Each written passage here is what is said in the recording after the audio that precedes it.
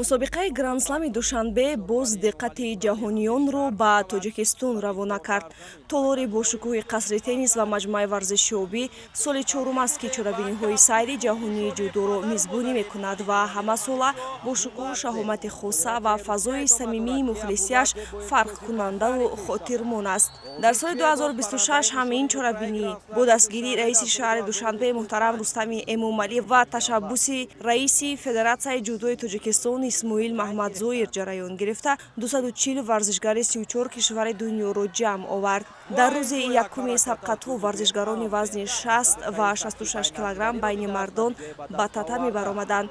чун мунтахаби ҷудои Тоҷикистон дар ин вазнҳо 8 намоянда дошт, умеди ба даст овардани медал ҳам хеле зиёд буд.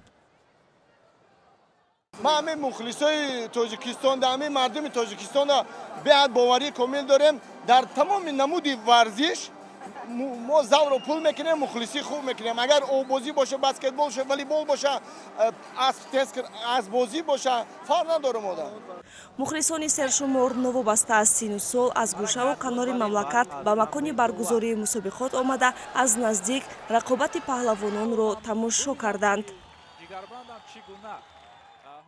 ما امروز از ناحیه دوردست جنوبی مملکت از ناحیه حمدانی آمدیم برای تماشای بازی گرند اسلم 2026 که در پایتخت جمهوری عزیزمان شهر دوشنبه برگزار می‌گردد حاضر آمدیم. همه ورزشکاران جمهوری تاجیکستان از جمله با بانوها از جمله بانویی که از ناحیه با ما همسایه ناحیه وسیع است مدینه بردباری‌ها تمنا می‌کنند.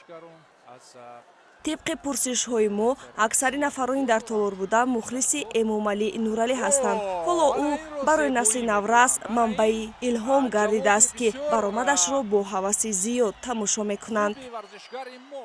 ما همکاسا با هم بالچکی امامعلی نورعلی میباشیم که ما میخواهیم از نزدیکی امامعلی نورعلی رو رقابت‌هایشان رو تماشا کنیم و ما میخواهیم که در آینده مثل امامعلی نورعلی همین خیلی در گرند اسلم ها مسابقه گیریم. Эмомалӣ Нуралӣ дар даври аввали вазни 66 килограмм озод буд. дар даври дуюм бо намояндаи Узбекистон Дилшодбек Баротови 28 сола рӯбарӯ гашта дар 5 дақиқаю 8 сония бо имтиёзи вазари дастболо гардид.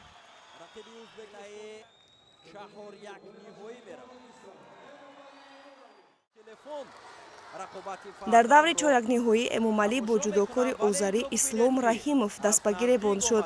дар ин нерӯсанҷӣ паҳлавони тоҷик аз дақиқаҳои аввал ташаббусро ба даст гирифта пайваста талош мекард то усули имтиёзоваре иҷро намояд ва билохира дар ин амалаш муваффақ гашта рохати даври ниманиҳоиро ба даст овард. барои тамошои рақобатҳои паҳлавонони номдор падару модар ва дигар наздикону пайвандони Эмомалӣ ҳам ба толори варзишӣ омаданд ва бо ҳассосияти зиёд тамошо мекарданд.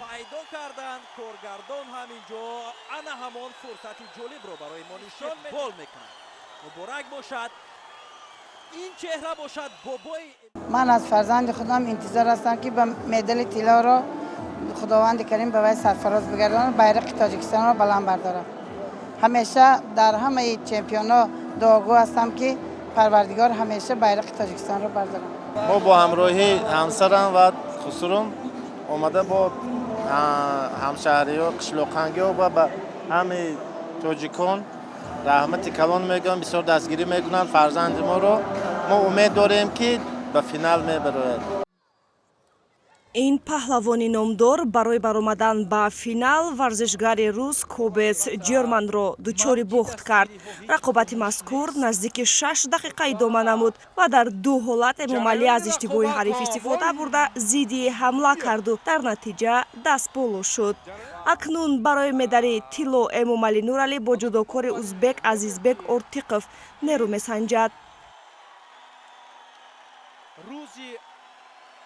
غلبه‌های امامعلی نورعلی مثلا ببینم که جگربندم چگونه мусанниф Миробов Искандар Маҳмадхоҷазода Обиҷебов дар мусобиқа ба гирифтани мақоми ифтихорӣ даст наёфтанд.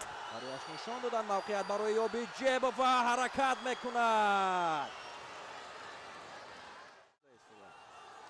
дар вазни 60 кило ҷудокори ҷавон Лоиқ Қутбиддинов натиҷаи сазовор нишон дод. ҳарифи якумаш Сухбат Биамбасурер аз Муғулистон буд, ки ӯро бо касби 2-1 аз сари роҳаш берун намуд. اینجا یک حرکتی عالی از جانب قطب‌الدین. дар давраи чоракниҳоӣ бо варзишгари қазоқ Алжан Нураддил ба татамӣ баромада дар як рақобати дуру дароз билохира дар ҳолати мусоид чунон партофте кард, ки он ба беҳтарин ипонҳои мусобиқа дохил гардид.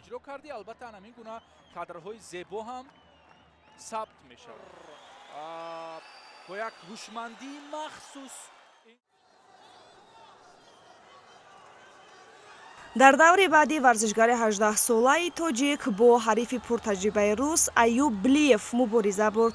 барои Лоиқи набард бисёр душвор сипарӣ гашт. ҳарчанд талоши зиёд бурд, вале мағлуб шуд. акнун имкони мубориза барои медали биринҷиро дорад. дигар варзишгарони тоҷик дар ин вазн Икром Шамсов, Меҳрзод Суфиев ва Рамзиддин Азизов дар роҳи рақобат барои мақомҳои ифтихорӣ ноком шуданд.